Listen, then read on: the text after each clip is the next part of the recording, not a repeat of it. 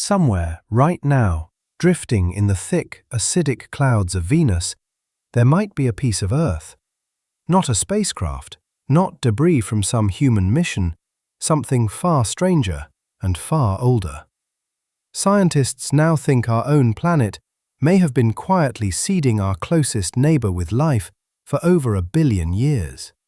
Not through any deliberate act, no spacecraft, no intention at all, but through sheer, violent accident, over and over again, across deep time.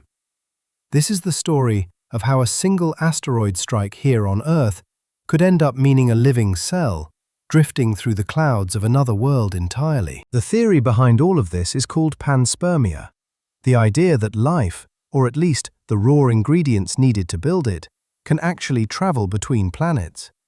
It's not a new idea. For decades, scientists have seriously debated whether Earth and Mars might have swapped material this way. Rocks blasted off one planet's surface by a powerful impact, drifting silently through space for thousands, even millions of years before eventually crashing down onto the other.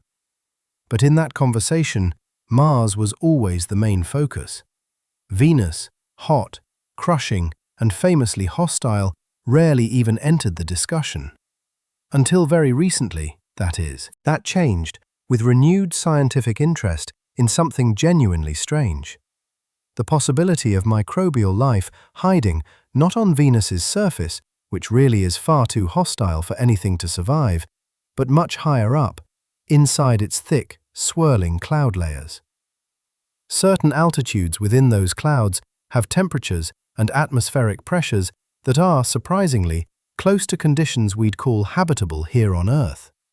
And if life could exist up there, even hypothetically, scientists needed to ask an obvious, unavoidable follow-up question.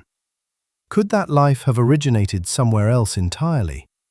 Somewhere like our own planet? A research team from Arizona State University, the Johns Hopkins University Applied Physics Laboratory, and Sandia National Laboratories set out to actually calculate the real odds rather than just speculate. Their findings were presented at the 2026 Lunar and Planetary Science Conference and later published in the Journal of Geophysical Research, Planets. To do it, they used something called the Venus Life Equation, a detailed framework specifically designed to estimate the odds of life surviving that entire journey and enduring inside those clouds, piece by mathematical piece. Here's exactly what they modeled, step by step.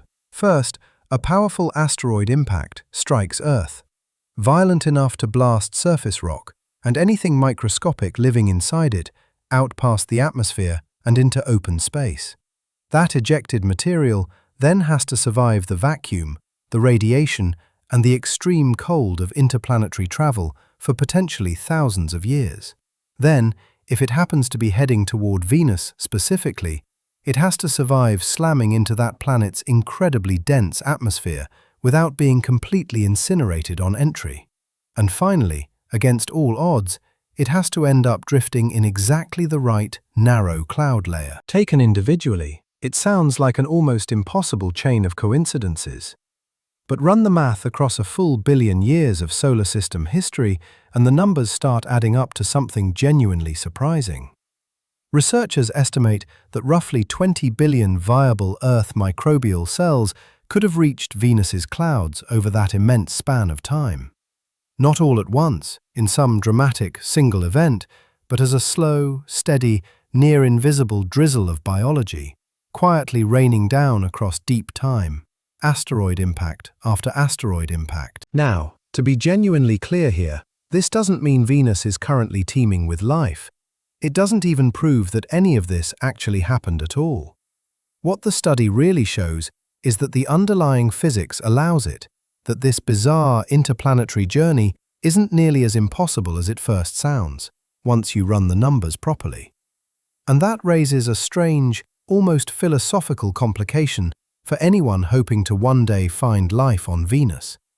If we do eventually find something alive in those clouds, how would we even know whether it evolved there independently, or whether it's simply a very distant relative of something that started right here on Earth? That question matters more than it might first seem. Multiple space agencies are now actively planning missions designed to sample Venus's atmosphere directly, specifically hunting for exactly this kind of biological evidence. If they do find biology up there in the clouds, this research means scientists will have to ask a genuinely new kind of question afterward. Not simply, is there life on Venus? But whose life is it really? And whether Earth quietly answered part of that mystery already, one violent asteroid impact at a time, long before we ever thought to ask. If that one genuinely blew your mind a little, hit subscribe, because the universe just keeps getting stranger the closer we actually look.